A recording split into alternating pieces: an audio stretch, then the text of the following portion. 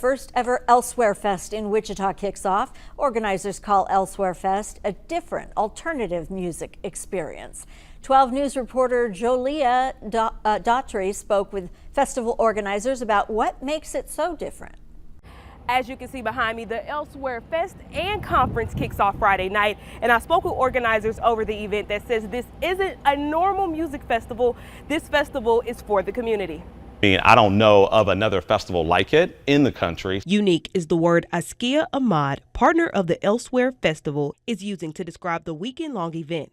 It starts Friday night and will address many community-based solutions, including mental health, addiction recovery, and improving outcomes for justice-involved youth, all while enjoying music from local and national artists. There's a whole host of organizations that'll be here throughout the course of the 2 days to truly help individuals here locally in Wichita really kind of find their niche. Along with musical performances, a kickoff block party, VIP experiences, and a ticketed pop-up dinner will also be happening. Friday night's headliner is Killer Mike, and Lane 8 will be performing Saturday evening. Event partner and Phoenix Gym founder Scott Stroud explains why this event is special to him. So a lot of times when you get into recovery like I am, getting back to music festivals can be intimidating to be in that space, and I feel like maybe I'm the only one there that's sober.